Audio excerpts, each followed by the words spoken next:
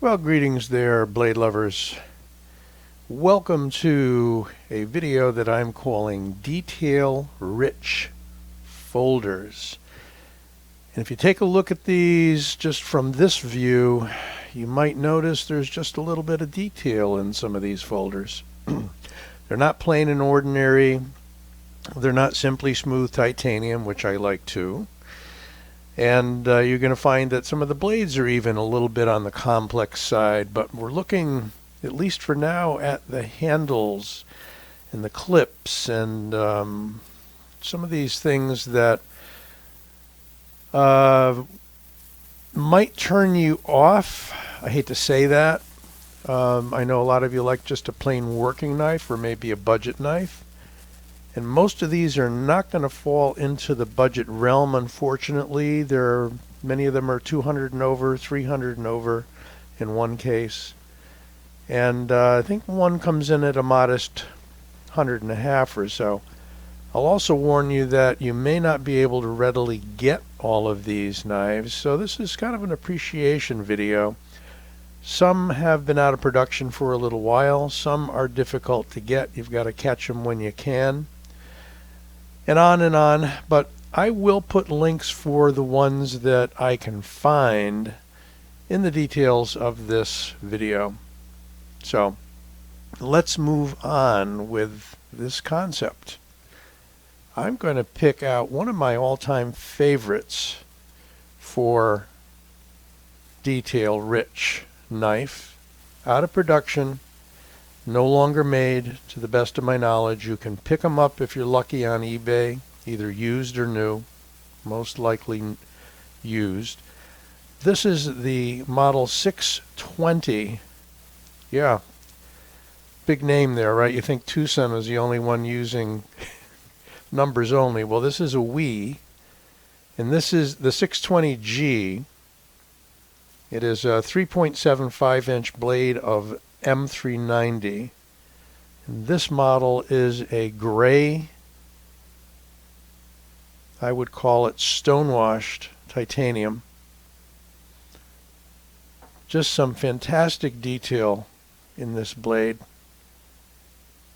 And let's show you the blade. We have a black grind with a fuller, full-length sheep's foot blade. Call it a Warncliffe if you like. A little bit of a rounding at the top there, but where we're really looking, I mean, it's a beautiful, beautiful blade with a nice choil. This is back when we was using these star screws, and they supplied you with a wrench that fit that star. They were a little testy sometimes if the screw was tight to get it out of there without stripping it.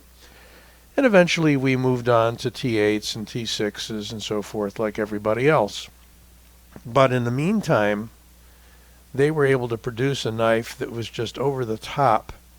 If you like your Army Star, by the way, that would be just perfect.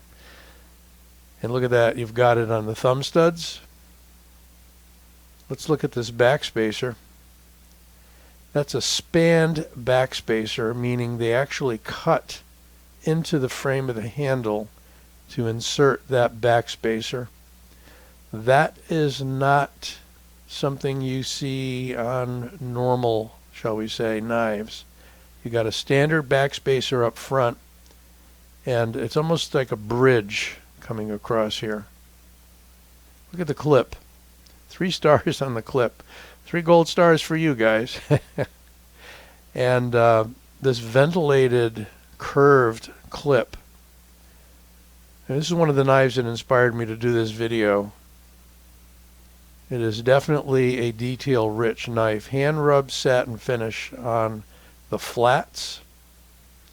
And again, this may be over the top for you. You may say, oh, this is not something I like, but you know, I like the workmanship and the craftsmanship, not that these were handmade or anything, that goes into that. I mean, every little detail is special, and that's what makes WE Knives such a fantastic producer of quality knives. Right up there with Riot, I would say. I mean, there's not a detail that's out of whack on this, unless you don't like the design at all. I mean, you got like a fuller going here in the handle, and you've got a screw inside of that. Just fantastic work.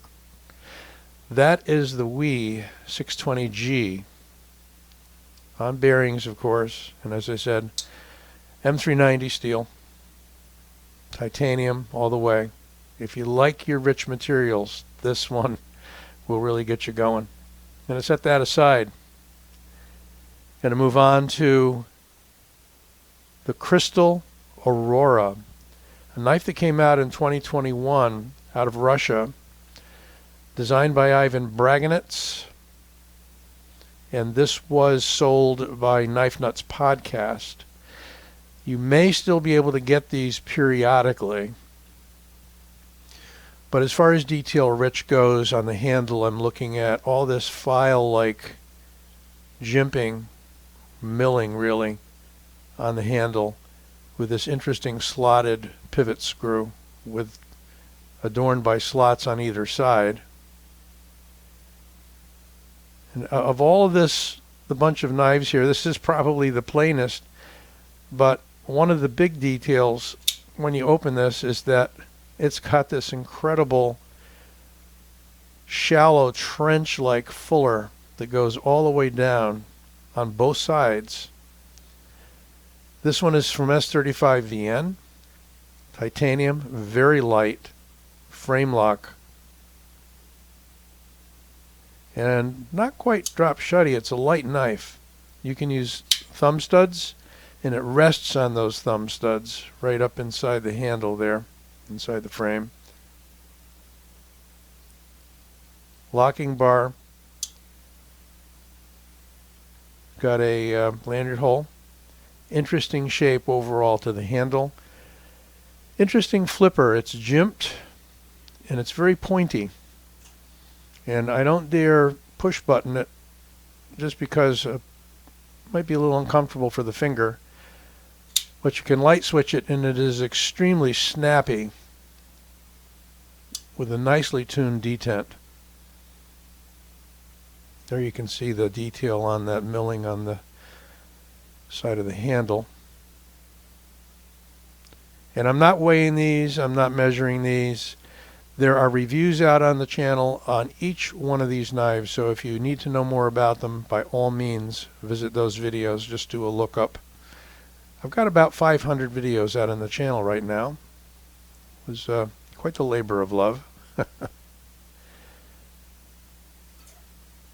Nice milled pocket clip with a very shallow ramp to get you in and out of the pocket pretty easily on this one, and lots of blade for the handle. So that is the Crystal Aurora. Really interesting, detail rich frame lock folder. Let's go to something more unusual. This is by Defcon. It's got all kinds of different names on it. They call it the Jungle Knife. I recently did a review on the Artisan Jungle, which is a Tonto. But see if I can make sure I'm giving you the full name of this blade. This is the Defcon Raptor 3 in S35VN and titanium. And look at these carbon fiber inserts.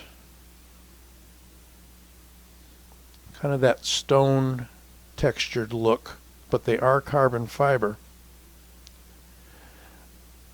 This knife came with a piece that went in here and tightened with a screw that eliminated the wave feature, but as it stands, it has this wave feature to be able to pull it out of the pocket and very easily snap it open.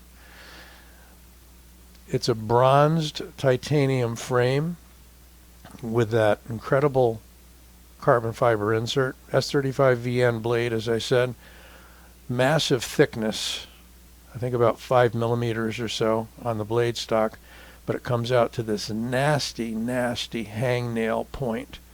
And at least one person who is a viewer, a subscriber, I believe, bought this after the first review that I did of it, and immediately cut himself with it by dropping it. It is razor sharp in here, one of the sharpest karambits I've seen come through. And look at this bridge work here on the handle. I mean, it's almost a Reich looking design. We'll get to one Reich in a moment. Frame lock, bronzed titanium, very snappy flipper tab, hardened steel inserts, of course. Rides pretty high in the pocket, but that's what you get with a lot of karambits. Unless you're talking about the Provoke from Cricket, which has that interesting surround pocket clip up around the hole. Really crazy amount of detail. Talk about a detail-rich karambit, detail-rich any kind of folder. If you get one of these, and I'll see if I can find a link, you have to be very, very careful at that point. If you don't know where it's pointing and you move it the slightest little bit, it pierces and rips so easily. It's crazy. Look at the faceting on the blade. Talk about detail. That swedge at the top. The only thing I don't care for on this knife is that I think they kind of over-branded it here with that. And USA Design China, which is an interesting statement there. And the model number and the steel. I mean, we've got 1, 2, 3 places on the clip side, and on the show side we've got just the Defcon. They could have done without a lot of that. It would have looked a hell of a lot better. But the ergos on this knife, and I haven't talked much about ergos on those other knives yet, if you hold it in this position, your hand just kind of melts right into it. As far as holding it like a karambit, you have a very interesting striking point there, and a place for your thumb there. I mean, ergonomically, it is pretty incredible. I'm not going to dwell on this one too long because we're getting along in time, but that is the Defcon Raptor 3.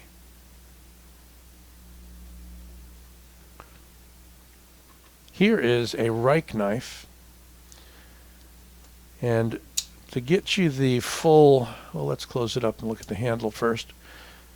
I need to cheat and look at my notes to get you the full name of it, because there's a lot of letters and numbers. This is the Reich RD-M3-OB4 in 154 cm and titanium.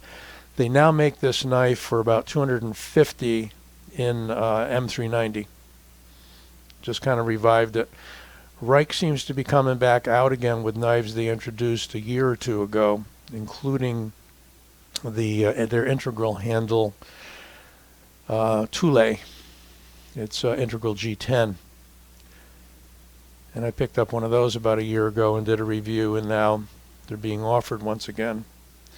So this is a, maybe hard to tell in the light, kind of a green and blue anodized titanium on that side. In typical Reich fashion, look at all the milling and crazy detail. Raised lanyard hole, may or may not like that. Got a different kind of milling here.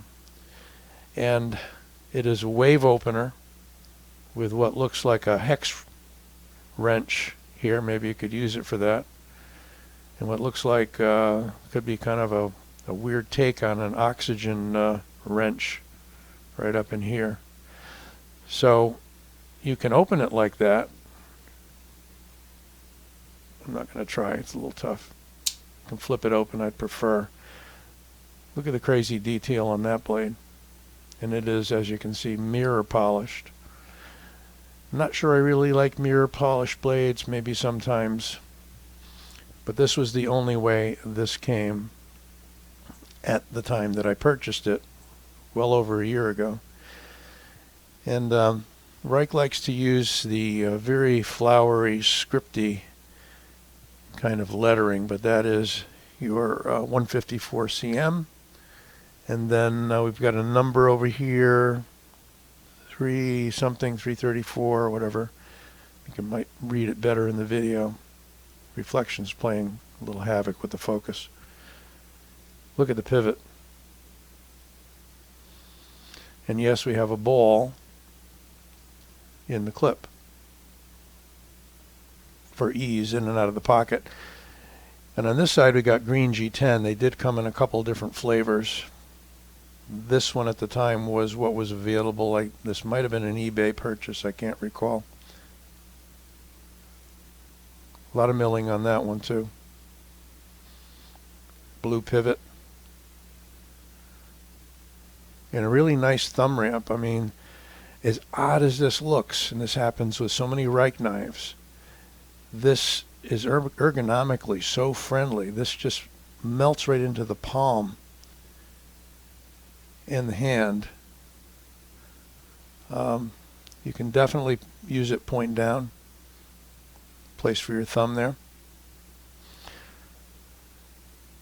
So that's the Reich M3. We'll just call it the M3. Check out that swedge and that blade shape on top. Pretty high flat grind as well. And yes, it does wave beautifully out of the pocket, and it does drop shut pretty well.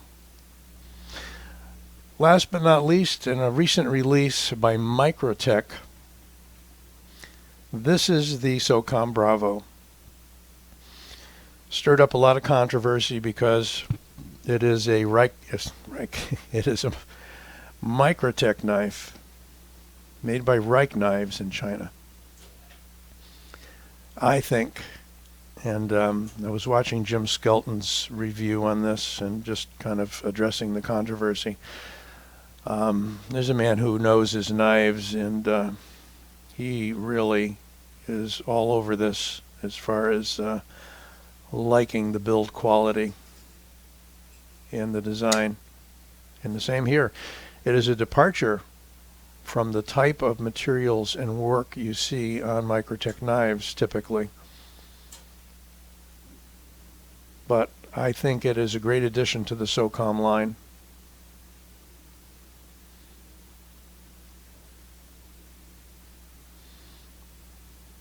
And I can describe it, or you can look at it, but basically, if you haven't picked one up yet, they still are available. I think you can pre-order them on Microtech's new website. See if I can send you that link. There's when it was made, 12/2021. And this is M390. Beautiful carbon fiber and titanium. Fit and finish are just incredible. Reich is one of the few companies, aside from maybe Riot and we, that could pull this off. And it's an interesting choice because they could have gone with we, they could have gone with Riot, but they elected to go with Reich, which is not the most well-known company, but those that buy and have Reich knives will know that they are more than capable, as you can see, of turning out incredible quality. Blue pivot surrounds, and in a familiar format of the SOCOM. Let's bring them all out again. There's the Defcon Raptor. Here is the WE 620G. And we're going to need to make a little bit of room. So it was kind of tight on my initial shot. There's almost no place for the Raptor. It's got that nasty claw. Here is the Crystal Aurora and the Reich M3. Let's see if we can squeeze them in over here.